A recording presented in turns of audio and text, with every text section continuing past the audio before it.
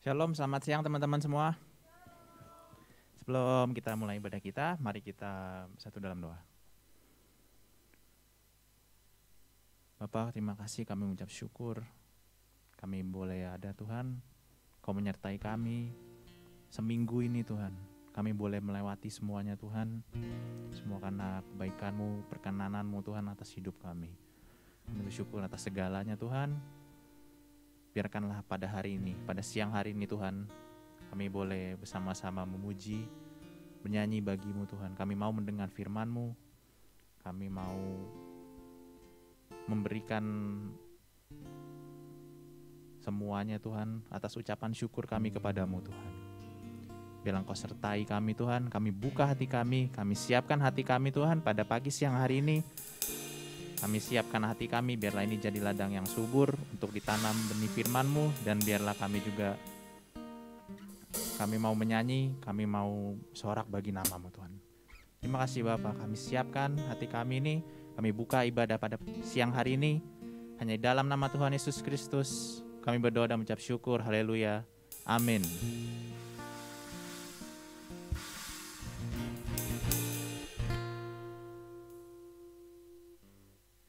Shalom semuanya. Shalom yang ada di rumah maupun yang ada di sini. Shalom ya. Kok jawabnya nggak seirama sih? Shalom semuanya. Shalom. Nice, anak muda harus punya semangat yang muda-muda ya. Jangan kayak udah berumur seperti saya. Jangan. Oke, puji Tuhan. Sudah siap untuk puji Tuhan hari ini? Amin. Aminnya nggak kompak. Amin. Amin. Haleluya. Yuk semuanya berdiri. Hey. Kita mau puji Tuhan, masuk gerbangnya Tuhan harus dengan sukacita penuh ucapan syukur. Oke? Yang di rumah juga kita kasih pujian penyembahan terbaik untuk Tuhan Yesus. Hey! 1, 2, 3. Ku masuki gerbangnya dengan hati bersyukur, halamannya dengan pujian. Kataku hari ini harinya Tuhan, ku bersuka sebab Dia dirangkanku. Sekali lagi, ku masuki gerbangnya dengan hati bersyukur, halamannya dengan pujian. Kataku hari ini harinya Tuhan, ku bersuka sebab Dia girangkanku. Dia girangkanku, Dia girangkanku, oh Dia girangkanku. Ku bersuka sebab Dia girangkanku, oh Dia girangkanku, oh Dia girangkanku. Ku bersuka sebab Dia girangkanku. Sekali lagi coba. Dia girangkanku, oh Dia girangkanku. Ku bersuka sebab Dia girangkanku, oh Dia girangkanku, oh Dia girangkanku. Ku bersuka sebab Dia girangkanku. Hey. Ayo anak-anak muda, tepuk tangannya mana? 1, 2, 3. Ku masuki gerbangnya dengan hati bersyukur, halamannya dengan pujian. Kataku hari ini harinya Tuhan, ku bersuka sebab Dia girangkanku. Sekali lagi, ku masuki Gerbangnya dengan hati bersyukur, halamannya dengan pujian. Kataku hari ini harinya siapa? Ku bersuka sebab Dia girangkanku. Dia girangkanku, hey, Dia girangkanku, oh Dia girangkanku. Ku bersuka sebab Dia girangkanku, oh Dia girangkanku, oh Dia girangkanku. Ku bersuka sebab Dia girangkanku. Sama-sama jemaat katakan. girangkanku, oh Dia girangkanku. Ku bersuka sebab Dia girangkanku, oh Dia girangkanku, oh Dia girangkanku. Ku bersuka sebab Dia girangkanku. 1, 2, 3, go. Dia girangkanku, oh Dia girangkanku. Ku bersuka sebab Dia girangkanku, oh Dia girangkanku, oh Dia girangkanku. Ku bersuka sebab Dia girangkanku. Ku bersuka sebab Dia girangkanku. Sekali lagi, ku bersuka sebab Dia girangkanku. Yeay, haleluya. Woo. Masih tetap berdiri ya teman-teman ya. Karena kita masih muda jadi harus semangat gitu puji Tuhan. Kita puji Tuhan sekali lagi dengan semangat, dengan iman. Haleluya. Musik. Hey. Kita mau bilang betapa baiknya Tuhan Yesus dalam kehidupan kita ya. Kawasannya untuk selama-lamanya. Hey.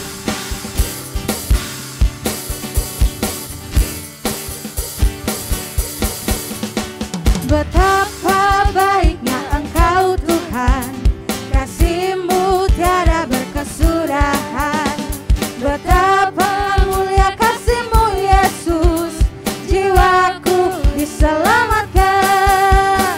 Betapa baiknya Engkau Tuhan, kasih-Mu tiada berkesudahan. Betapa mulia kasih-Mu Yesus, jiwaku diselamatkan. Sama-sama kita bilang, Hosana ku memuji Tuhan, Hosana ku tinggikan Yesus. Hosana, Hosana, Hosana, Hosana, Hosana ku memuji Tuhan, Hosana ku tinggikan Yesus. Hosana, Hosana, Hosana. Hey.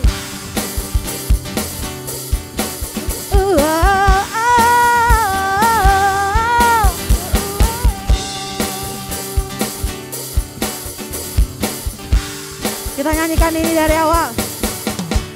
Betapa baiknya Engkau Tuhan, kasih-Mu tiada berkesudahan. Betapa mulia kasih-Mu Yesus, jiwaku diselamatkan. Betapa baik, Betapa baiknya Engkau Tuhan, kasih-Mu. tiada berkesudahan. Betapa mulia kasih-Mu Yesus, jiwaku diselamatkan. Hosana, Hosana, ku memuji Tuhan, Hosana ku tinggikan Yesus. Hosana, Hosana, Hosana, Hosana memuji Tuhan. Hosana ku tinggikan Yesus. Hosana, Hosana, Hosana, Hosana, Hosana, Hosana, Hosana, Hosana, Hosana. Haleluya. Oke, dipersilakan duduk kembali. Haleluya. Baik teman-teman, kita akan mempersiapkan hati kita untuk memberikan persembahan syukur. Mari semuanya kita persiapkan persembahan syukur kita. Di depan sini ada kotak persembahan. Yang punya amplop boleh dimasukkan ke dalam kotak persembahan. Ada QR juga. Tapi sebelum memberi, dengan sukacita mari kita berdoa. Bapak terima kasih Tuhan. Ini kami anak-anak-Mu di tempat ini. Baik kami yang ada di rumah dimanapun kami berada. Kami akan memberikan persembahan syukur kami Tuhan. Bapa mari Engkau memberkati persembahan kami. Bila persembahan yang kami berikan ini Engkau terima, hati-Mu disukakan Tuhan. Ajarlah kami untuk memberi kehidupan kami sebagai persembahan yang agung di hadapan-Mu. Berkati kami Tuhan, kami sudah siap memberi dengan sukacita. Haleluya. Amin. Silakan teman-teman.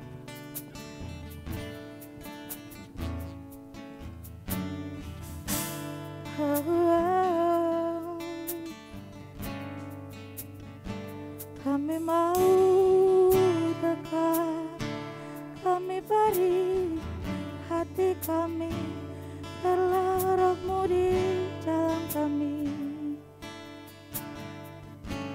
Oh haleluya, oh, Yesus.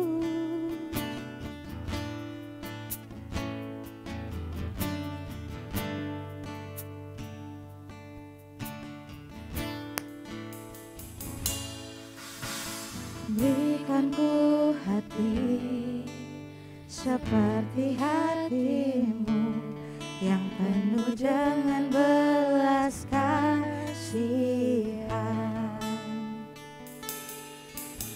Berikan ku mata seperti matamu, memandang tuaian di sekelilingku. Berikan ku tanganmu untuk melakukan tugasmu. Berikan ku kakimu melangkah dalam rencanamu. Berikan ku, berikan ku, beri kami Tuhan. Mari semuanya kita berdiri, kita mau mempersiapkan hati kita untuk firman Tuhan. Berikan ku hati seperti hatimu yang penuh dengan belas kasihan. Berikan ku mata seperti matamu, memandang tuaian di sekelilingku. Berikan ku tanganmu untuk melakukan tugasmu. Berikan ku kakimu melangkah dalam rencanamu. Berikan ku, berikan aku. Oh, berikan, berikan ku hatimu. Berikan ku Tuhan tanganmu untuk melakukan tugasmu. Berikan ku kakimu melangkah dalam rencanamu. Berikan ku, berikan aku Tuhan. Oh, berikan ku hatimu. Mari sembah, oh, mari menyembah Tuhan Yesus, Raja di atas segala raja, yang kami muliakan. Kami mengagungkan Engkau, Kau Allah yang setia, Kau Bapa yang baik. Kami mau melekat, kami mau berikan hati kami mau berikan hidup kami. Pakailah kami Tuhan sebagai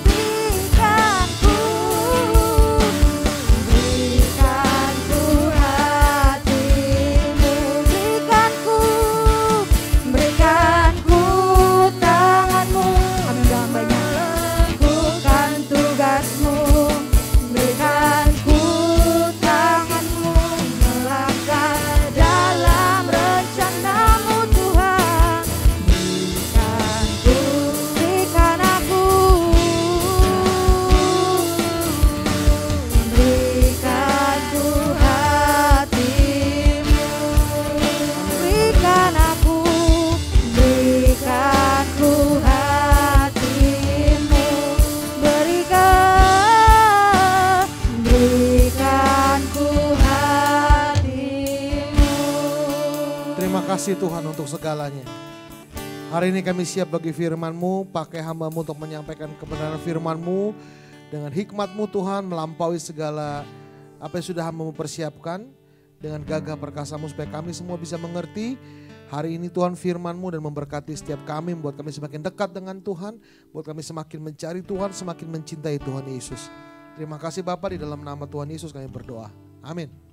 Silakan duduk, shalom. Apa kabarnya semua? Iya. Aku anak muda loh, ya waktu saya muda, saya masih muda juga sih sekarang sih. Lebih semangat ya. Oke, mari kita buka Alkitab kita. Ada satu kalimat aja yang perlu dibaca. Boleh diklik iPhone kudusnya atau Android sucinya. Yang pakai handphone Cina juga gak apa-apa. Kisah Para Rasul 13 ayat 36. Kisah Para Rasul 13 ayat 36, demikian firman Tuhan. Kalimat pertama aja yang kita baca. Ya. 1, 2, 3. Sebab Daud melakukan kehendak Allah pada zamannya. Udah itu aja. Sebab Daud melakukan kehendak Allah pada zamannya. Kalau konteksnya ini cerita tentang Daud melakukan tugas Allah pada zamannya, kehendak Allah pada zamannya, kemudian dia meninggal dunia. Tuhan Yesus juga meninggal tapi kemudian mati, itu perbandingannya ya. Tapi di sini kalimat yang menarik ada gini, bahwa Daud melakukan kehendak Allah pada zamannya. Ya, Daud melakukan kehendak Allah pada zamannya. Terjemahan The Passion Translation, TPT, The Passion Translation, dia bilang gini, kalimat tersebut diterjemahkan dengan kalimat, for after he passionately serve God's purpose for his generation. Setelah dia secara passionately, secara bergairah, ya bergairah, berapi-api, melayani tujuan-tujuan Tuhan untuk generasinya. Ya. Lalu terjemahan Amplified Bible bilang begini, for David, after he had served the purpose of God in his own generation. Jadi Daud setelah dia melayani tujuan-tujuan Tuhan untuk generasinya, ya, untuk generasinya. Jadi di sini kita bisa lihat Daud melakukan kehendak Allah, tujuan Tuhan, bukan tujuannya dia, bukan tujuan pribadi ataupun ambisi pribadi. Yang dia lakukan adalah tujuan-tujuan Tuhan. Nah, Daud punya cita-cita nggak? Pasti. Dia punya keinginan nggak? Pasti. Dia punya mimpi nggak? Pasti. Dia punya ambisi nggak? Pasti dia punya ambisi. Tetapi kemudian dia kalahkan itu semua dan dia melakukan tujuan-tujuan Tuhan. Untuk siapa? Untuk generasinya. Kapan? Di zamannya. Ya, dia melakukannya di zamannya. Berarti ada 3 hal yang kita perlu mengerti dari ayat ini. Perhatikan ya, 3 hal. Colek kanan kirinya bilang 3 hal. Ya, 3 hal. Gampang ya, cepet ya, cuma 3 hal. Ini mau khotbah lama, khotbah sebentar. Lama ya, berarti poin pertama 45 menit, poin kedua 45 menit, poin ketiga 45 menit, kemudian penutup ya 30 menit, tantangan. Nah kalau udah tantangan terserah Roh Kudus bisa sampai pagi. Berarti ada 3 hal yang kita harus mengerti. Pertama, kehendak Allah atau tujuannya Tuhan, ya, kehendak Allah atau tujuan-tujuan Tuhan. Pertama, ya, katakan kepada saya tujuan Tuhan atau kehendak Tuhan. Yang kedua yang perlu kita lakukan, yang kita mengerti adalah kapan melakukannya. Terima kasih, diberkatilah kamu sampai keturunan yang ketiga. Karena air putih, kalau ada rasanya, ada bobanya, sampai keturunan yang kelima. Kapan melakukannya? 1, 2, 3. Yang ketiga, untuk siapa melakukannya? 1, 2, 3. Ya, dari sini kita tahu tentang kehendak Tuhan, kapan melakukannya, untuk siapa melakukannya. Ya, 3 poin ini penting. 3 poin ini penting karena gini, kalau kita salah melakukannya, mungkin kita tahu kehendak Tuhan, tetapi kapan melakukannya kita salah, dan untuk siapa itu salah, salah semuanya. Ya. Tapi juga yang bahaya ada orang yang tidak ngerti kehendak Tuhan, dia melakukannya salah, kepadanya juga salah, semua salah. Karena itu bukan kehendak Tuhan. Ya, itu bukan kehendak Tuhan. Nah, kita harus mengerti dari hal ini kehendak Allah, kapan melakukannya, untuk siapa melakukannya. Itu penting banget tuh. Yang pertama kita akan bicara tentang kehendak Allah atau tujuannya Tuhan, atau kehendak Tuhan, tujuannya Tuhan. Penting untuk kita mengetahui kehendak Tuhan. Penting banget dalam hidup ini untuk kita mengetahui kehendak Tuhan. Kalau orang kerja itu ada namanya KPI, KPI. KPI itu Key Performance Index. Maksudnya gini, kamu itu dianggap berhasil dalam pekerjaan jika memenuhi beberapa kriteria. Ya, beberapa kriteria sesuai dengan job desk-nya kita. Jadi bos kasih kita target. Nah, kita harus melakukan KPI itu harus bagus tuh. Key Performance Index-nya harus bagus. Karena nanti orang HRD di awal tahun atau akhir tahun biasanya akan memberikan penilaian untuk memberikan nanti kamu perform atau enggak, dikasih kesempatan lagi atau langsung di terminate, artinya dipecat gitu. Atau besaran komisi, besaran bonus kamu berapa.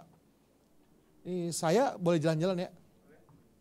Saya udah 5 kali divaksin soalnya, jadi udah aman lah. Beneran saya 5 kali divaksin. Saya gak bohong, 5 kali loh. Ngeri ya. Itu semua karena kesalahan semua. 5 kali loh saya divaksin. Aduh, berat juga ya. Iya, 5 kali saya divaksin. 2 kalinya gak dapat surat, gak dapat sertifikat. Jadi saya divaksin itu demi sertifikat. Iya beneran, saya divaksin itu demi sertifikat doang, bukan demi supaya gak kena corona. Gitu, cuma dapat sertifikat doang. So anyway, penting banget untuk kita tahu KPI kita, Key Performance Index kita itu sama Tuhan tuh di mana. Karena hidup manusia siapapun dia, itu nanti ya akan diakhiri dengan 2 kalimat ini. Perhatikan, kalimat pertama bilang ini, sama selangkau hambaku yang baik dan setia. Ya, ikutlah dalam kegembiraan Tuhanmu, untuk masuk tuh sebelah kanan tuh. Kalau nggak salah sih katanya ruangan sebelah itu agak adem, lampunya bagus. Atau kalimat yang kedua, enyahlah engkau pembuat kejahatan, aku tidak kenal engkau. Lemparkan dia ke gelapan yang paling gelap, di mana terdapat ratapan dan kertakan gigi. Nah tempat itu AC-nya rusak, panas banget, terus gelap katanya, ya kegelapan yang paling gelap. Ya, tapi ada apinya. Nah kenapa tuh ada api tapi gelap tuh ya? Gitu ya. Jadi 2 kalimat hidup kita akan diakhiri 2 kalimat itu. Nah kamu mau kalimat yang mana nih? Kalimat yang ikut dalam kegembiraan Tuhanmu atau enyahlah? Pasti mau ikut Tuhan dong, amin? Iya kan? Mau ikut Tuhan dong. Nah, ikut Tuhan tuh ada KPI-nya, Key Performance Index-nya. Kamu mau yang mana nih gitu? Ya kan? Nah, penting banget untuk kita menemukan kehendak Tuhan supaya kita melakukan kehendak Tuhan dalam hidup ini. Jangan sampai nanti sia-sia, ya kan? Makanya untuk menemukan kehendak Tuhan tuh singkatnya gini. Kalau bahasanya terlalu rohani, ya singkatnya gini. Visinya Tuhan buat hidup kita itu apa? Visi itu bicara tujuan. Oke? Pesannya Paulus kepada Timotius bilang gini, ketika seseorang menyucikan dirinya, dia dianggap menjadi perabot rumah untuk masuk tujuan, perabot rumah yang bersih gitu, dan dianggap layak untuk masuk tujuan tertentu, dipakai untuk tujuan yang mulia. Itu kata Paulus kepada Timotius. Gini, di rumah kita tuh ada perabotan kan ya pasti ya, piring, sendok, garpu ya. Ada perabotan, semua perabotan rumah penting. Ya, penting. Oke, sekarang saya tanya. Gini, semua perabotan penting tapi tidak semua perabotan itu mulia. Contoh ya, toilet penting gak? Pernah bayangin gak kalau toilet di rumahnya ngambek dia? Tiba-tiba dia flu. Repot ya. Bayangin kalau kamu jam 2 pagi, sakit perut. Mau pelepasan di mana coba? Toiletnya lagi ngambek. Ngeri ya? Nah, sendok. Sendok itu penting nggak? Mulia nggak? Lebih mulia daripada toilet, ya kan? Kenapa lebih mulia dari toilet? Karena dia bisa masuk ke mulut kita. Toilet bisa masuk ke mulut kita nggak? Nih saya cerita nih. Ini nggak online kan ya? Nggak online kan? Nggak ya? Nggak online ya. Jadi ada mahasiswa.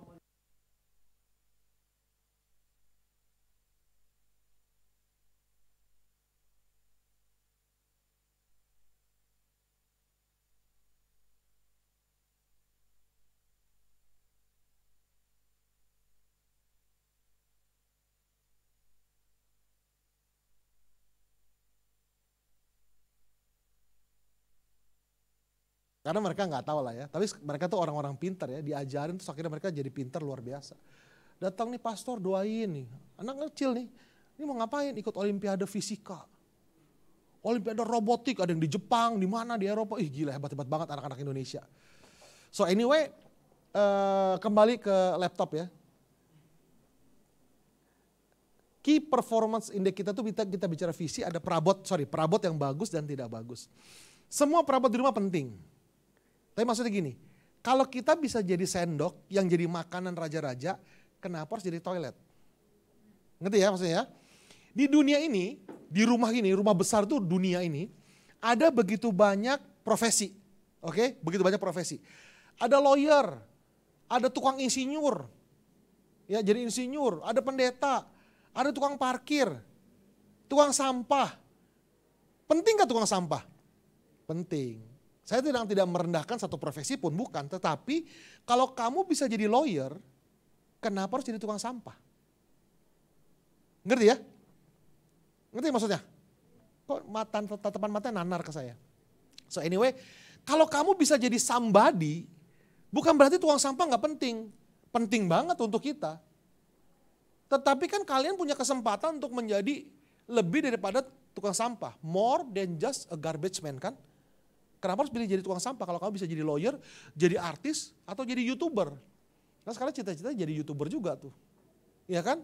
Nah, menemukan kehendak Tuhan untuk mencari visi. Visi itu tujuan. Tujuan. Pentingnya tujuan tuh apa sih sebetulnya? Gini loh, pertama, gini. Tujuan itu pertama menentukan gerak langkah kita mau kemana. Contoh nih, saya mau bawa mobil, terus teman tanya ikut gue yuk. Mau kemana? Nggak tahu. Udah nyetir sampai di Surabaya, teman tanya udah nyampe belum? Belum. Kenapa belum nyampe? Karena nggak ada tujuannya. Ya kan nyampe di Bali nih, mau healing di Bali, mau beli boba di itu.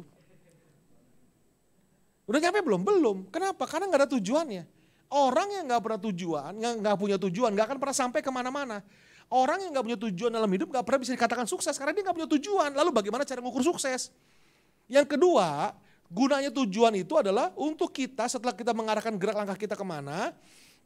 Mau ke Bali nih, oke mau ke Bali. Berarti kan saya harus ngambil tolnya bukan tol ke arah Sumatera kan? Ambil tol Jawa dong. Iya kan?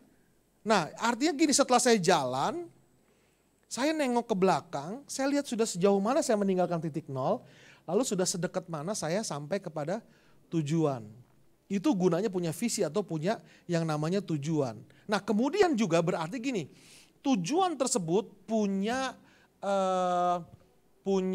konsekuensi. Contoh gini, saya mau ke Bali, oke, mau ke Bali. Jalan kaki nyampe nggak ke Bali?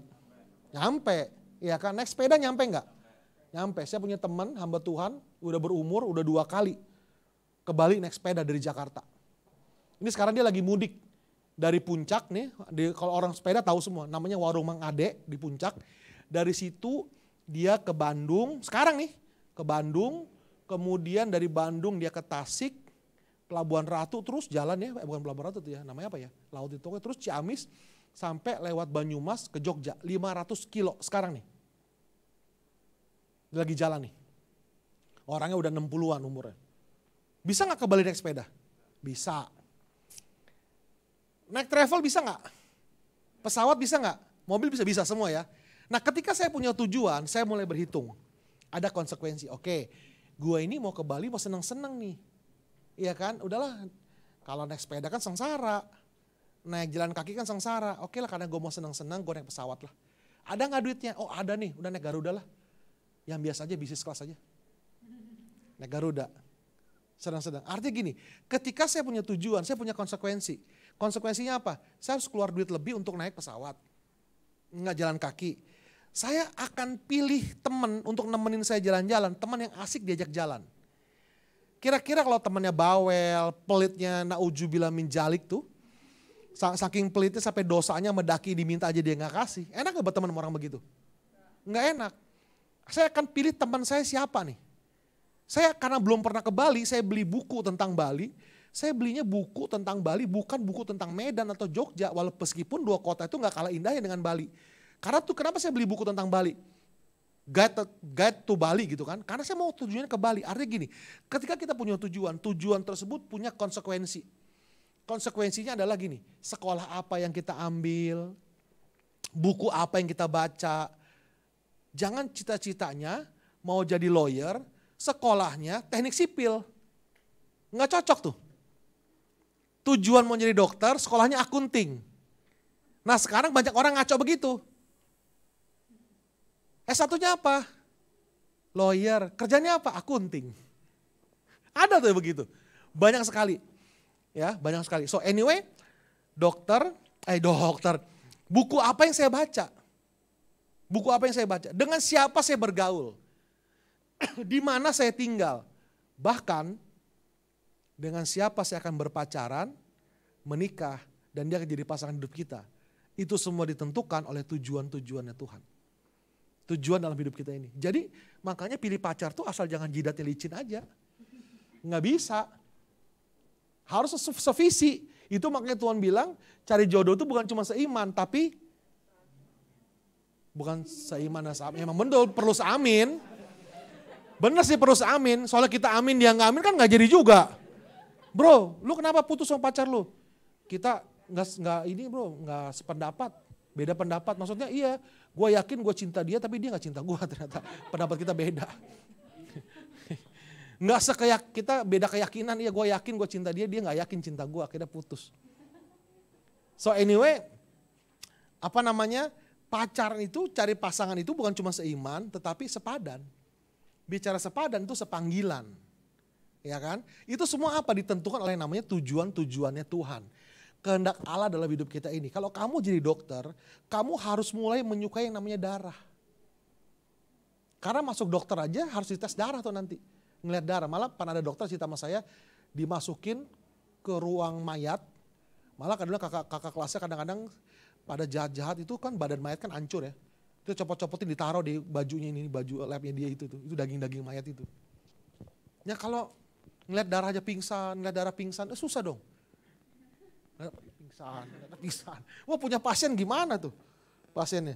Iya kan? Nah tujuannya begitu. Sampai dengan siapa kamu menikah? Itu tujuannya tuh. Iya kan? Nah kemudian karena kita punya tujuan, makanya kita gini, tujuan itu akan membedakan kita begini. Kenapa kita melakukan yang kita lakukan dan tidak melakukan yang orang lain lakukan? Itu ditentukan oleh tujuan-tujuan kita. Bro, bolos yuk. Enggak, gue gak mau bolos. Kenapa? Karena gue punya tujuan. Nanti bolosnya. Lu bolos kemana sih paling? Paling lu main ke mall, tapi tunggu nanti. Gue akan bolosnya ke Hawaii, ke Eropa, ke Jepang. Tunggu aja. Sekarang, jagoan sekolah nih, tunggulah 20 tahun yang akan datang. Reunian, nah itu baru jagoan. Reunian, dia pintar. Ada orang yang memanfaatkan kecantikannya waktu sekolah, jadi terkenal waktu sekolah karena cantik. Tunggu 20 tahun yang akan datang pas reunian. Si cantik itu masih cantik atau enggak? Karena cantik itu datang dari dananya. Ini dari dananya. Dari make upnya termasuk dari kameranya. Cantik itu ada dari sananya, dari dananya, sama kameranya. Kalau kameranya jahanam, cantik juga. Kamera jahanam. Iya kan, tunggu 20 tahun akan datang. Siapa yang masih jagoan? Yang datang ke reunian sekolah, pakai BMW, seri 7, iya kan, pakai supir. Atau siapa yang datang pakai Gojek, termasuk dia Gojeknya karena dia pakai jaketnya, pakai helmnya. Iya kan, itu jagoannya. Itu semua ditentukan oleh apa? Tujuan. Itulah kenapa kita tidak melakukan yang orang lain lakukan, kita melakukan yang kita lakukan. Karena based on what? Based on our purpose. Nah, youth kita ini, kalau kita bicara gereja, youth kita ini, ya, kenapa kita nggak boleh sama dengan youth yang lain? Karena gini, panggilan Tuhan, kehendak Tuhan atas setiap orang Kristen itu beda-beda. Bergantung kepada negara mana dia berada, pada kondisi mana dia berada, pada sosial masyarakat mana dia berada, pada budaya mana mereka berada, bahkan gereja di mana mereka berada itu berbeda. Makanya jangan kepengen sama kayak semua orang. Wih, itu gereja itu bagus pujiannya, kita harus kayak seperti itu. Nggak bisa. Saya pernah mau beli kamera nih. Saya pergi ke satu toko kamera. Dia sebut nama satu gereja. Pak, kameranya dia beli sama kita, dia bilang gitu. Satu kamera, 750 juta. Satu kamera. Saya langsung keluar, nggak jadi beli sama dia, minder saya. Kita belinya yang 20 jutaan, itu pun cari dana 2 puasa, ya kan, udah berlutut pakai dengkul, pakai kepala, pakai leher, udah segala macam tuh. Kekumpul uang. Nah itu satu gereja itu 750 juta satu kamera. Dan saya tebak minimal dia punya 5 kamera. Belakang 2, tengah 1, depan 2, minimal itu tuh. Nah belum lagi berarti kan kalau kameranya 750 juta itu pasti sama sistem kan. Bagaimana softwarenya, laptopnya, semua segala macam tuh. Itu pasti udah harganya udah. Nah lalu kita bermimpi jadi seperti dia. Udah ketinggalan. Nggak bisa. Makanya kita nggak boleh mimpi jadi seperti dia. Ya kan? Karena dia udah ada waktunya sendiri. Kita beda. Kita cari kekuatan kita sendiri. Makanya jangan sama. Kayak dia dong, waduh gitu. Gaya WL-nya kayak gitu dong. Wah, jadi sama WL-nya. Jangan. Jadi diri sendiri kan. Jadi diri sendiri. Bukan berarti kita nggak improve musik kita, kualitas ibadah kita, enggak. Bukan itu. Nah, kita temukan keunikan panggilan Tuhan atas hidup kita sendiri. Kita nggak perlu sama dengan orang lain. Seluruh dunia ke K-pop-K-popan, kita nggak perlu ke K-pop-K-popan kalau memang itu nggak sesuai dengan tujuan-tujuan kita loh. Yang kita kejar ini tujuan kita. Nanti nih 20 tahun yang akan datang kita jadi apa gitu. Jadi apa kita 20 tahun yang akan datang jadi apa. Itu yang kita kejar dengan mati-matian karena pada akhirnya nanti orang akan dinilai berdasarkan tujuan-tujuan dia. Pencapaian tujuannya baik Tuhan maupun manusia akan menilai itu. Kalau kamu ngotot jadi atlet, orang akan melihat kamu berhasil gak jadi atlet nantinya. Dan orang akan menghargai kamu dari keberhasilan tujuan kamu itu loh. Wih lu hebat ya jadi dokter ya. Wih lu hebat ya akhirnya jadi pendeta ya. Lu hebat ya lu bisa jadi lu punya mimpi jadi foto model, akhirnya lu jadi foto model gitu. Iya kan? Nah manusia aja melihat atas tujuan-tujuan kita. Apalagi Tuhan gitu, terhadap panggilannya gitu. Dia berikan panggilannya. Nah, makanya kehidupan orang Kristen itu menemukan kerajaan Allah. Firman Tuhan bilang gini, maka carilah dahulu kerajaan Allah dan kebenaran, maka semua itu akan tambahkan kepadamu. Kata carilah itu, dalam bahasa Yunani itu ZTO itu mencari sampai mendapatkan. Bahkan itu bagian dari beribadah kepada Tuhan, itu mencari itu loh. Mencari kehendak Tuhan, kita doa, kita baca Alkitab. Ada orang-orang yang gini, saya punya satu teman ya, dia dengar khotbah satu hamba Tuhan, tiba-tiba dapat visi dari Tuhan. Dia bikin sekolah, jadi sekolahnya. Jadi sekarang sekolahnya, itu keren. Jadi dia punya, dia nggak sendiri, ada beberapa orang pemegang saham. Sampai hari ini pemegang sahamnya belum ambil untung dari sekolah itu. Karena masih struggle, mereka nggak ambil untung. Dan anak-anak mereka sekolah di sekolah itu dan bayar. Ini keren nih sekolah nih. Dan sangat Kristen banget sekolahnya. Sangat Kristen banget. Mereka gak ada pelajaran agama. Saking Kristen yang gak ada pelajaran agama. Karena lu bayangin ya, kurikulum mereka, pelajaran matematika ada ayat Alkitabnya. Serius, ini kurikulumnya dari Amerika beneran. Setiap siswa-siswi itu dapat giliran setiap hari untuk pimpin renungan, pimpin ibadah, renungan gitu. Iya ini, karena visi satu orang loh. Dia dengar khotbah, Tuhan bilang sama dia bikin sekolah, dia lakukan, dia bikin sekolah. Ada lagi yang lain, banyak sekali tujuan-tujuan Tuhan dalam hidup kita ini apa ya. Banyak sekali, itu proses untuk kita mencari kehendak Tuhan. Itulah kenapa kita gak boleh sama dengan yang lain gitu. Ya kan? Karena panggilan setiap zaman berbeda, panggilan setiap generasi berbeda, panggilan setiap gereja berbeda. Nah youth kita temukan keunikannya apa? Salah satu cara menemukan ya, kalau buat youth kita nih, cara menemukan adalah udah lalu akrab dulu dah satu sama lain. Hangout bareng lah. Ya, jadi bestie yang gak toksik, ciptakan circle yang sehat yang gak toksik. Jadi gak perlu healing, orang datang ke komsel kita untuk healing. Healing kita tuh kalau ketemu, udah healing nih. Gak perlu beli boba juga karena boba tuh gulanya tinggi. tanpa boba kita bisa healing. Tanpa perlu kecanggu di Bali, kita bisa healing loh. Iya kan? Nah saling ngobrol, menemukan passion yang sama, saling support. Sehingga kita nanti bisa punya project bersama. Gitu kan, project bersama gitu. Nah, oke. Kita harus pastikan bahwa apa yang kita lakukan dalam pelayanan, itu ambisi Tuhan bukan ambisi kita. Karena sekali lagi nih, banyak orang menunggangi pelayanan seolah-olah untuk Tuhan, padahal bukan untuk Tuhan. Ngeri ya? Ujiannya apa? Ujiannya gini, selalu manusia yang jadi ujiannya. Ketika dia sudah tidak mendapati lagi keuntungan, masih mau melayani enggak? Karena kepentingannya tidak terlaksana, masih mau melayani enggak dengan tulus? Saya pernah waktu seusia kalian, saya dituduh lah menyingkirkan beberapa orang dari pelayanan. Jadi anak-anak muda itu, anak-anak youth saya waktu itu, kita bikin retreat, ternyata retreat itu disetting untuk menghakimi saya loh. Beneran. Jadi saya dituduh, ya itulah dituduh menyingkirkan seseorang lah dari gereja, pembina kita lah, lu berambisi lu gini-gini. Saya gak bisa ngomong sepatah kata, saya diem aja. Terus dalam hati saya bilang gini, tunggu ya, gue akan buktikan sama kalian ya. Pulang dari sini, gue akan mundur dari semua pelayanan. Untuk buktiin sama kalian gue gak ada ambisi apa-apa. Pelayanan gak ada duitnya juga, gak dikasih PK juga, saya juga bukan full timer. Iya kan? Tunggulah, gue akan pulang dari tempat ini, gue akan buktikan. Bahwa gue gak ada ambisi, gak seperti yang dituduhkan sama kalian gitu kan. Karena saya dituduh berambisi, untuk pembuktian terbalik gimana caranya? Lepasin semuanya. Pulang dari pelayanan, pulang dari retreat itu di mobil dalam perjalanan pulang. Waktu itu di Sukabumi bikinnya. Ada satu pertanyaan yang masuk hati saya. Saya baru tahu belakangan kalau itu suara Tuhan. Saya tadi nggak tahu kan. Karena dulu di GBI saya dulu nggak diajarin gitu-gitu tuh. Kita tuh sangat tidak, gereja Bethel Indonesia yang sangat tidak Pentakosta. Saya baru tahu belakangan kalau itu suara Tuhan. Ini beneran di hati saya ngomong gini. Siapa yang kamu layani? Saya bilang Tuhan. Kalau kamu melayani aku, stay di situ. Dengarkan aku, jangan dengarkan manusia. Taati aku, jangan taati manusia. Kamu di situ karena aku. Kurang lebih begitulah ngomongnya.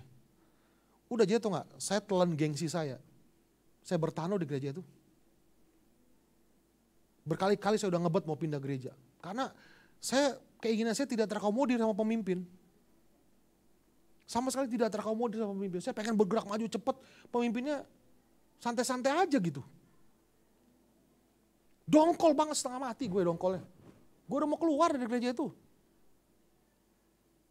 Tapi Tuhan bilang, jangan. Belum waktunya. Aku mau kamu mati buat gereja itu, katanya gitu. Ada waktunya Tuhan akan bawa kamu keluar. Aduh. Akhirnya saya bertahan di gereja itu. Menyalipkan kedagingan dan egoisme saya. Saya kadang-kadang berpikir, mungkin kalau dulu gue keluar ya, itu kan masa-masa jaya kan, masa-masa umur 20-an, belasan gitulah, masih kuat-kuatnya. Aduh, kalau gue sekarang berkarir di gereja gede ya, mungkin sekarang gue udah keren kali ya. Ya kan? Tapi saya melayani Tuhan waktu itu. Bukan melayani manusia. Melayani Tuhan, bukan melayani manusia. Saya tekan gengsi saya salipkan kedagingan saya, bertahan di gereja itu. Sampai akhirnya keadaan juga nggak membaik. Dan akhirnya Tuhan izinkan saya keluar setelah bertahun-tahun, tapi keluarnya nggak ngambek loh. Saya minta izin dengan Bapak Gembala baik-baik, lalu saya dirilis dalam doa pengerja, sama istri saya didoakan. Jadi saya keluarnya nggak ngambek, nggak marah, nggak bawa emosi. Dan saya udah nggak ada pelayanan di gereja itu sama sekali, saya nggak dikasih pelayanan. Istri saya waktu saya udah diangkat jadi pendeta pembantu, pendeta Pratama kalau sekarang di GBI. Istri saya malah lebih banyak pelayanannya daripada saya. Saya udah sama sekali digrogotin pelayanannya. Tapi saya keluar sebagai pemenang karena saya keluar nggak ngambek dan udah waktunya Tuhan.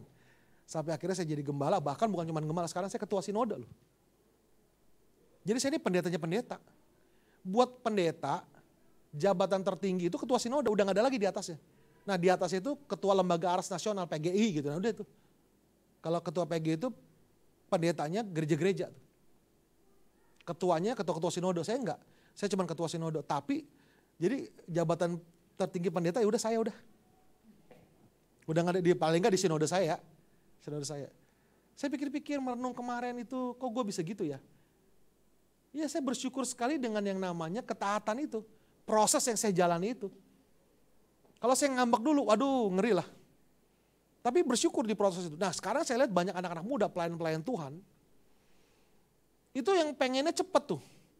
Pengen cepet dipanggil pastor, kayaknya gaya banget dipanggil pastor. Saya jadi jijik loh, jangan jabatan pastor ini. Pengen lepasin aja lah, udah pakai, gak usah pakai pastor-pastor lah.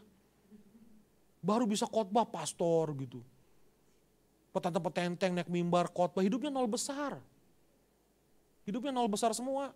Kenapa? Karena gak tahan proses. Proses tuh gak enak, diinjek-injek orang. Ngadepin pemimpin, kita tunduk sama pemimpin walaupun kita gak setuju sama dia tuh gak enak banget.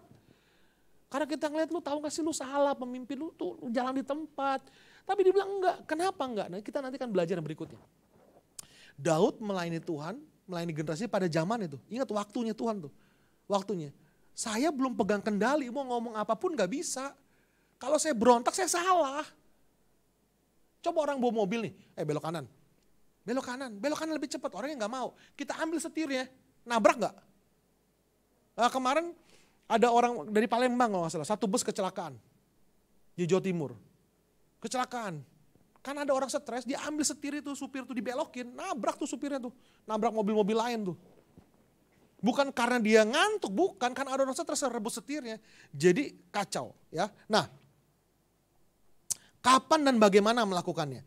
Meskipun sebuah visi didapat secara dramatis, tidak berarti harus terjadi saat itu juga. Yang kedua, mesti dilakukan walaupun melanggar norma. Yang ketiga, menganggap yang menolak seperti musuh Tuhan karena menghalangi rencana Tuhan. Ya. Nah, hikmat mesti dilakukan. Hikmat Tuhan memimpin kita untuk bagaimana melakukannya, kapan melakukannya. Sebab siapa tahu suara penolakan itu sebenarnya suara Tuhan untuk mengarahkan gerak langkah kita. Timing ini, kairos ini penting sekali untuk kita tahu anak-anak sekalian. If I can turn back time, ada beberapa metode saya yang saya harus perbaiki. Saya harus perbaiki. Cara persuasif selalu cara yang terbaik. Saya tandukin dulu pemimpin saya. Saya tandukin pemimpin saya dulu. Saya lawan dia. Karena saya anggap tidak pro dengan visinya Tuhan. Ternyata saya salah sekali. Kapan dan bagaimana melakukannya? Suatu hari ada seorang nabi namanya Nathan. Nathan dapat visi dari Tuhan begini. Nathan, lo tau gak Daud? Dia itu berzina sama Batseba tuh istrinya Uria. Bukan cuma itu. Setelah dia tahu si Batseba hamil, itu Uria ditaruh di medan perang yang paling ganas supaya dia mati. Lalu Daud ambil nih si Batseba jadi istrinya dia nih. Tahu nggak? Nggak tahu Tuhan. Nah, lu ngomong sama Daud deh, dia udah berdosa tuh. Wah, Nabi Nathan datang sama Daud. Gimana cara ngomongnya? Daud lu raja, jahat lu, jahanam lu, mati lu, dikutuk lu. Enggak. Kalau Nathan datang dengan jubah kenabiannya, dia maki-maki Daud, apa yang terjadi? Lewat, Nathan dipotong sama Daud. Tapi enggak, Nathan datang. Dia bilang, Tuanku raja, ini ada orang punya kebun anggur. Dia kepengen dia pada orang kaya, wah segala macam. Direbut akhirnya. Daud langsung marah kan, dia mau menegakkan keadilan kan, siapa orangnya? Langsung Nathan ngomong, kamu orangnya.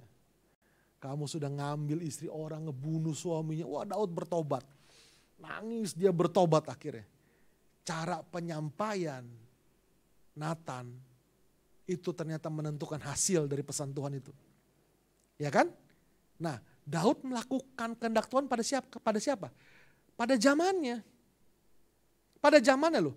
Daud itu punya 2-3 kali kesempatan membunuh Saul. Tapi tidak dilakukan. Kenapa? Karena belum waktunya dia memimpin. Dia tahu ini Saul masih memimpin, urapan Tuhan ada padanya. Saul nih mungkin tidak diperkenan Tuhan lagi jadi raja. Tetapi urapan raja masih ada sama dia. Kalau Daud bunuh dia itu pemberontakan loh. Nah saya tahu sebagai anak muda seringkali kita punya pergerakan. Itu dihalangi oleh orang-orang yang lebih senior. Nah saya bilang sama anak-anak muda saya bilang nih, Karena salah satunya anak saya kan keras kepala juga anak saya itu. Kalau udah maunya juga.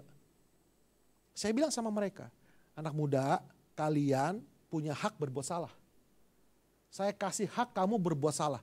Jangan takut berkreasi, jangan takut menjadi kreatif, lakukan. Kalian punya hak berbuat salah.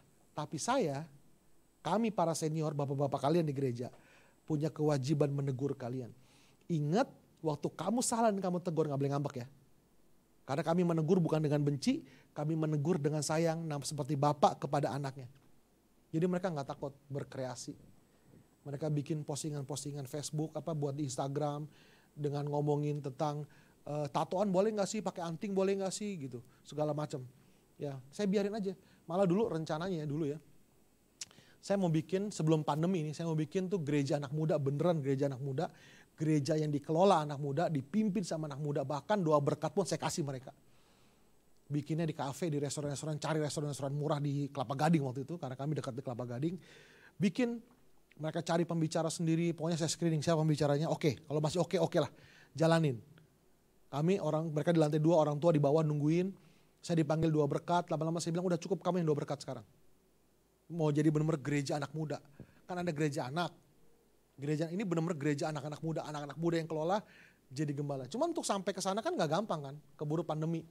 Nah saya ngomong target anak-anak muda saya, nanti nih kamu yang ngatur saya cuman gembala, ibadah semua kamu yang ngatur, bahkan nanti kalau ada tamu datang, pembicara kami yang nemenin. Kamu tuan rumahnya. Cuman untuk sampai sana kan butuh waktu panjang kan, mereka masih banyak bikin salah kan. Kemarin mereka sewa tempat di BSD. Nginep 17 orang nginep karena ada temannya mau ke Malaysia. Pulang saya dengerin anak saya ngoceh nih, wah ada kejadian gini pada nggak enakan gini, saya dengerin aja mereka. Ya nggak apa-apa, itu berproses. Saya ajarin anak-anak saya begini cara treatmentnya. Saya ajarin mereka, hati-hati nih, jangan sampai terjadi pecah. Lakukan begini, bawa santai aja, nggak harus semuanya hitam putih, bawa santuy aja. Bawa santai, ajak ketawa-tawa, ajak begini. Mereka bisa berbuat salah, boleh berbuat salah, bahkan punya hak berbuat salah. Tapi waktu orang tua ngasih tahu, kamu turut ya, nunduk ya. Karena kita menang pengalaman. Kamu berpikir 1 langkah, kita berpikir sudah 4-7 langkah. Karena ketika kamu rusak satu environment di sini, itu akan rusak ke yang lainnya. Nah kita jaga semua itu dengan baik. Karena kita berpikirnya panjang. Kita berpikirnya secara global dan luas. Tapi saya tidak mau mematikan kreativitas anak-anak muda saya. Saya suruh mereka melakukan apapun yang kamu lakukan. Diskusi dengan saya, lakukan. Kamu punya hak berbuat salah, tapi kami punya kewajiban untuk menegur kalian. Itu aturan main yang saya tegakkan sama mereka. Lo harus denger ya. Gak boleh ngambek nih kalau gue kasih tahu nih. Ya jangan sok tahu nih. Karena walau bagaimanapun kami lebih tahu daripada kalian. Lakukan. Ya. Nah jadi kita harus tahu kapan waktunya. Jangan sampai kita ketinggalan waktunya nih. Jangan sampai, ya, jangan sampai kita ketinggalan waktu nih. Ada orang yang tergila-gila mau mau sekolah tertentu, ternyata sekarang nanti ke depan nih, kamu harus tahu ya, ke depan ini ada beberapa profesi yang mungkin bakal nggak ada lagi. Digantikan oleh robot, misalkan gitu, dan yang lain-lain sekalian. Tapi pada sisi yang lain terbuka profesi-profesi yang kamu nggak pernah pikir sebelumnya. Jangan sampai kelewatan momentum ini.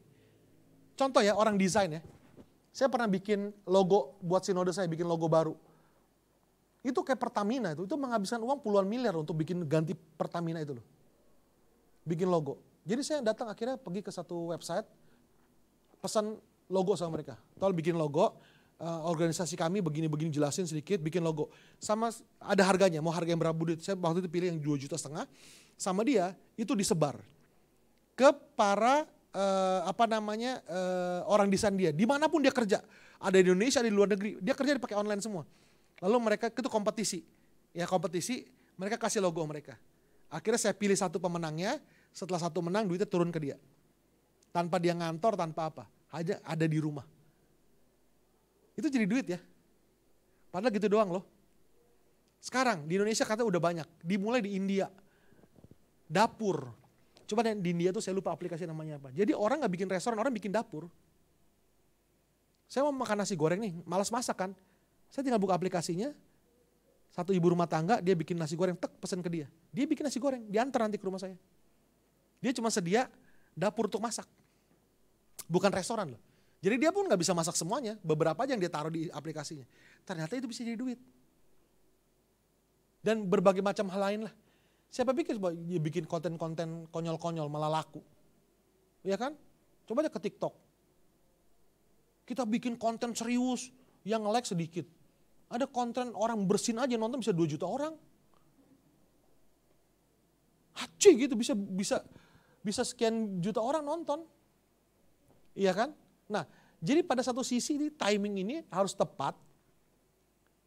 Jangan juga sampai ketinggalan, jangan terlalu cepat, jangan juga ketinggalan. Nah, untuk ini kalian perlu hikmat Tuhan memang. Perlu hikmat Tuhan. Pada satu sisi ada beberapa jabatan yang akan hilang, pada satu sisi yang lain profesi baru itu akan terbuka yang di luar pikiran kita ternyata bisa menghasilkan uang ya. Make money loh ternyata ya. Iya kan?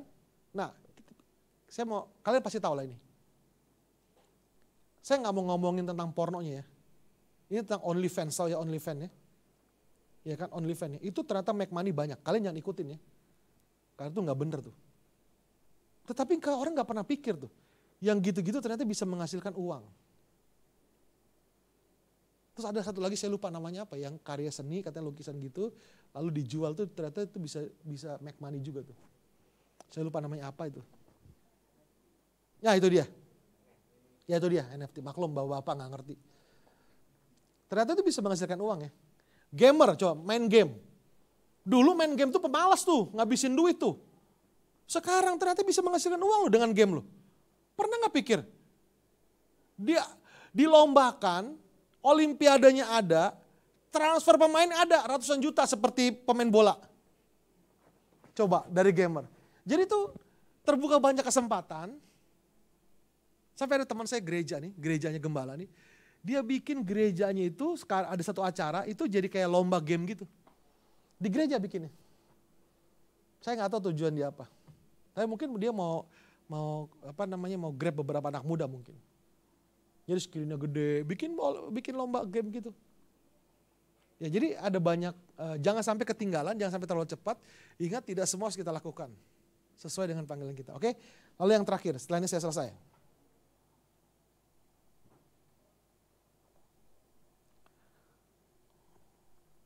Untuk siapa kita melakukan semua perjuangan itu? Untuk siapa kita berjuang?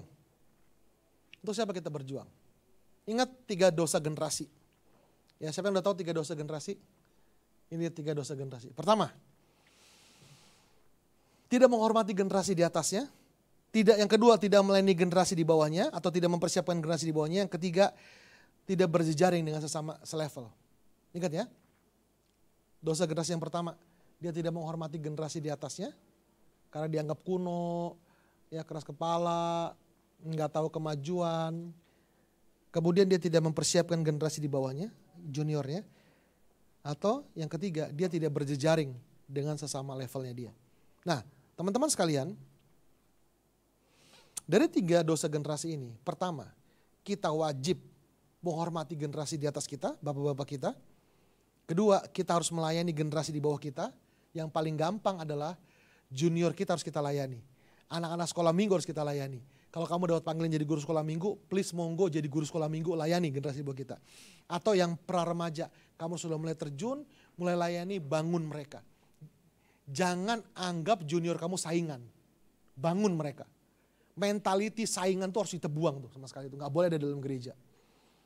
Itu warisan kolonialisme yang jahat sekali. Nggak boleh itu. Saya sudah praktekkan nih, bener-bener nih, saya praktekkan. Saya nggak takut kesaingan di gereja, apa di sana saya nggak takut. Saya bangun orang-orang yang memang kalau lu bisa gantiin gue juga nggak apa-apa, saya nggak peduli. Yang penting saya membangun. Dia lupa sama saya pun nggak apa-apa. Tuhan ingat kok. Bangun.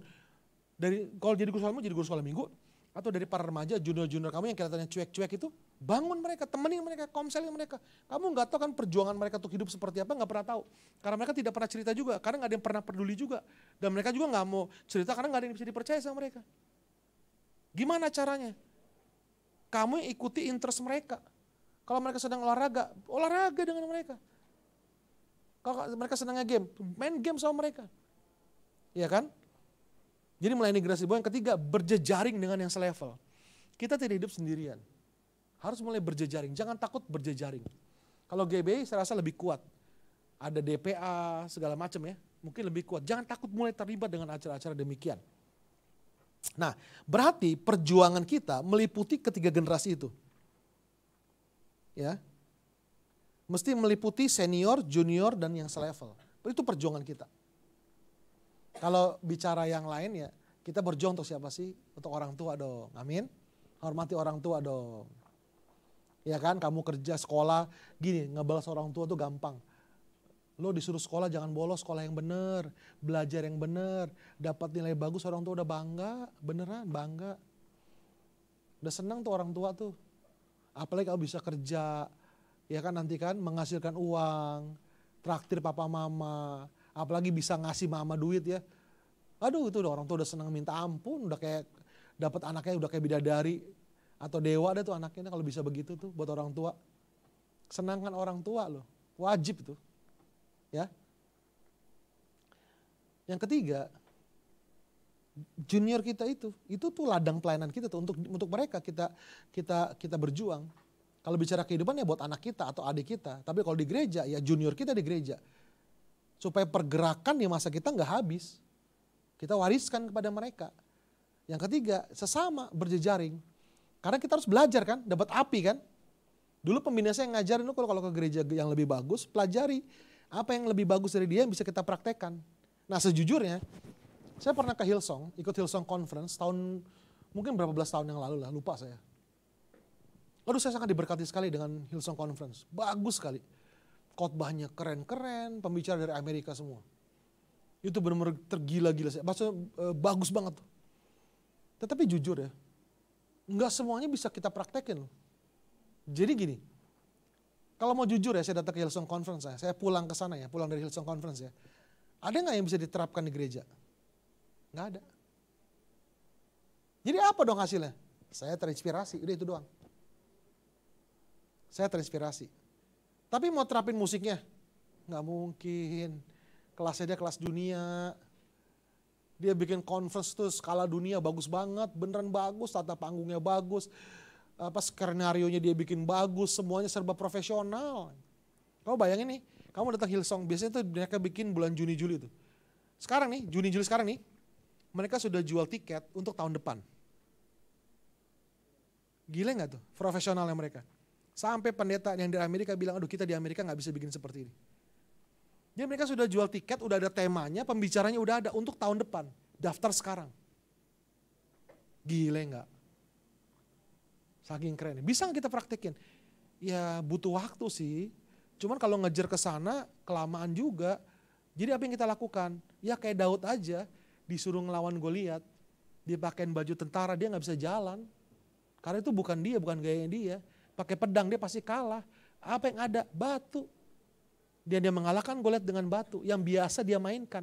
Di tangan kalian youth ini sesederhana apapun menurut kalian ada satu keistimewaan. Yang mungkin kalian bukan anggap itu keistimewaan, pakai itu. Karena sesuatu yang tidak istimewa, bersama Tuhan yang istimewa, jadi istimewa. Amin. Tetap semangat, salam antusias dari saya, Leo Immanuel. Tuhan memberkati, saya serahkan kembali kepada yang bertugas.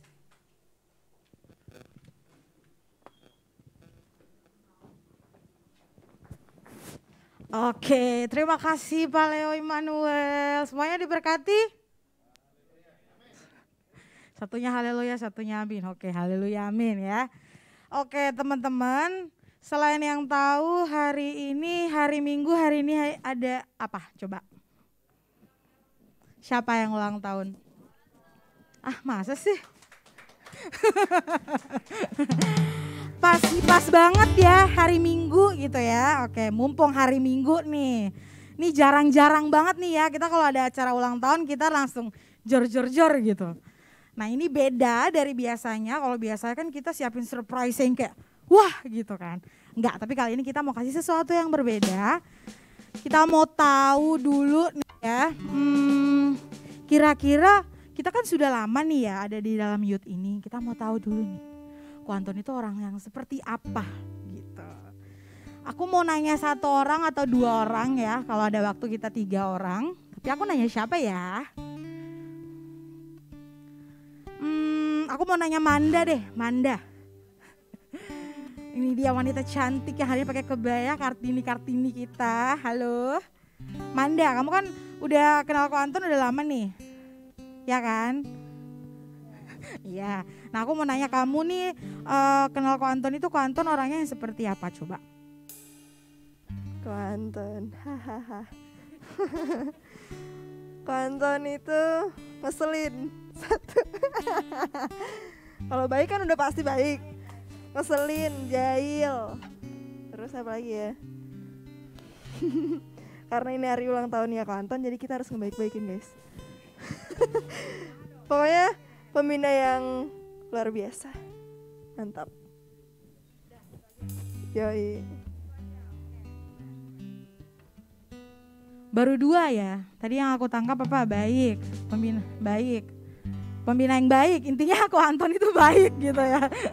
Kalau baik semua orang juga baik gitu. Harusnya dengernya agak-agak beda gitu loh. Oke, Manda silakan duduk. Thank you banget. Siapa ya? Coba dari Jo coba. Jo sebentar. Coba Jo. Coba menurut kamu Ko Anton orang seperti apa? Cek. Menurut aku sih Ko Anton itu bisa jadi contoh. Kita terus kalau ada salah kita salah ditegur. Asik. Itu aja? Itu aja ya. Oh 2, oke.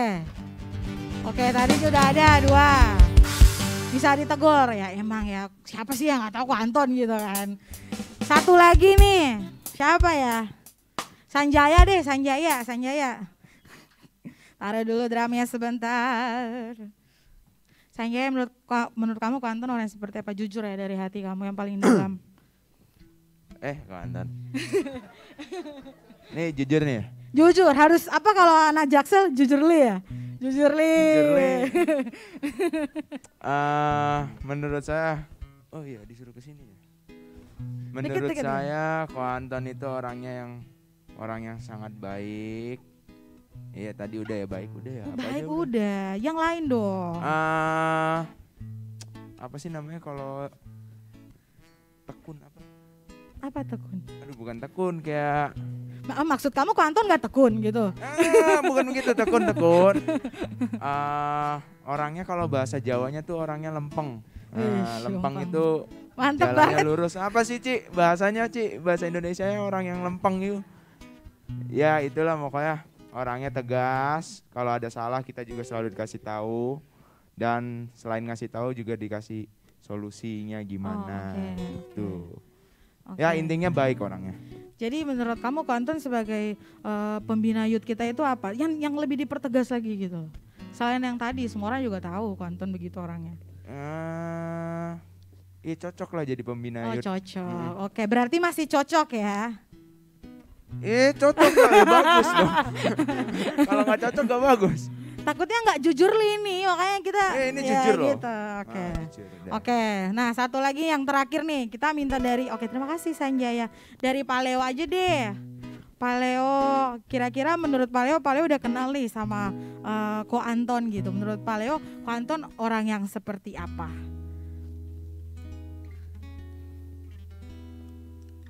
Dia orang yang mengasihi domba-dombanya atau anak-anak muda. Haleluya. Yeay. Kelihatan kalau itu udah pasti. Udah pasti ya. Oke.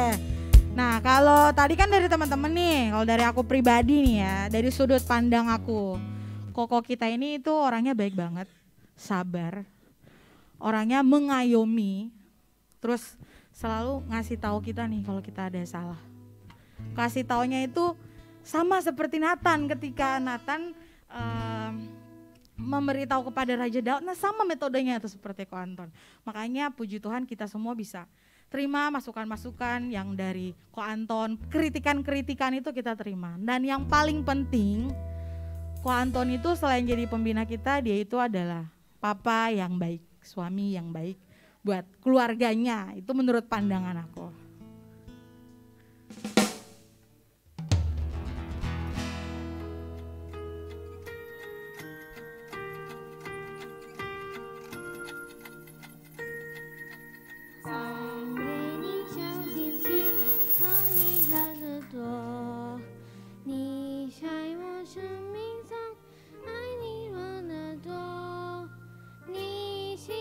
生命中爱你放得多，如流水上剪断，爱你放得远。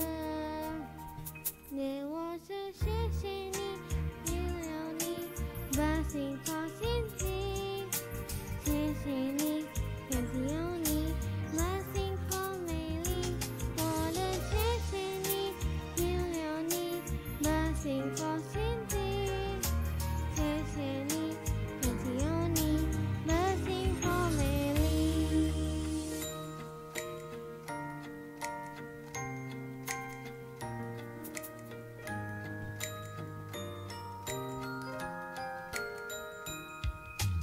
送给你小心心，爱你放得多。你在我生命中，爱你放得多。你在我生命中，爱你放得多。无论谁上谁穿，爱你放得多。对我说谢谢你，原谅你，把心放心底。谢谢你，感激有你，把幸福美丽。我的谢谢你，原谅你，把心放心底。谢谢你，感激有你，把幸福美丽。听我谢谢你，原谅你，感激我心底。谢谢你，感激有你，幸福美丽。我的谢谢你，原谅你，把心放心底。谢谢你，感激有你，把幸福美丽。我的谢谢你，原谅你，把心放心底。谢谢你，感激有你，把幸福美丽。我的谢谢你，原谅你，把心放心底。谢谢你，感激有你，把幸福美丽。谢谢你，感激有你，把幸福美丽。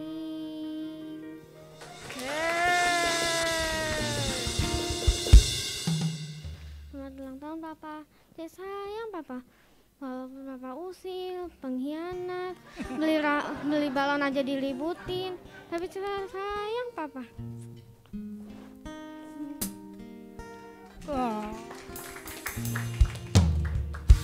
Yeay. Koko, silakan. Ya. Sekarang bagian saya ya.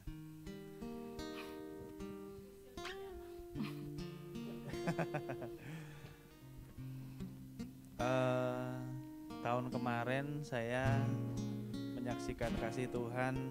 Ya, anak saya ini anak keberkatan. Saat ini saya mau sampaikan terima kasih buat teman-teman semuanya, buat istri saya. Ini pasti idenya dari istri saya, pasti saya tahu. Oh iya, ya. Saat ini hanya ucapan syukur yang bisa saya sampaikan. Segala kemuliaan hanya bagi Tuhan. Apa yang sudah teman-teman sampaikan tentang saya, biarlah Tuhan yang membalasnya. Jadi seperti yang tadi Pak Leo sampaikan, saya juga hampir sama Pak. Saya dulu juga keras kepala, tapi setelah sadar dan setelah tahu bahwa pemimpin itu melihat, melangkah 10 kali bahkan berpuluh-puluh kali di depan kita. Sekarang saya belajar untuk tunduk kepada otoritas, biarpun terkadang otoritas yang di atas kita itu kita anggap salah, kita anggap nggak benar gitu. Tapi sekarang belajar, dan itu yang saya ajarkan kepada teman-teman semua di sini untuk selalu memberikan respek yang baik untuk otoritas pemimpin kita. Ya, puji Tuhan, hari ini hari ulang tahun saya. Terima kasih buat teman-teman semuanya yang sudah memberikan ucapan, dan semuanya Tuhan Yesus memberkati kita semua. Amin, haleluya. Yuk sama-sama kita bilang selamat ulang tahun Ko Anton dalam hitungan ketiga. 1, 2, 3. Selamat ulang tahun Ko Anton. Yeay. Oke, sambil ada kuenya aku mau nyanyi happy birthday to you untuk Ko Anton. Happy birthday to you. Happy birthday to you. Happy birthday, happy birthday, happy birthday to you. Sekali lagi. Happy birthday to you. Happy birthday to you. Sambil aku mau undang teman-teman yang ulang tahun di bulan April untuk maju ke depan. Kita akan berdoa sama-sama untuk semua yang bulan April ya. Silakan. Ayo teman-teman yang ulang tahunnya di bulan April boleh maju. Kita akan berdoa sama-sama. Happy birthday to you. Oke, ayo teman-teman yang berulang tahun di bulan April. Ya, sebentar. Ayo, siapa lagi? Tessa ya? Tessa sama Brian. Oke, kita maju ke depan sambil Koko nanti akan niup lilin. Kak Tessa aja ya? Nah sekarang kita mau nyanyi tiup lilinnya. Tanpa musik, asik. Tiup lilinnya, tiup lilinnya, tiup lilinnya sekarang juga, sekarang juga, sekarang juga.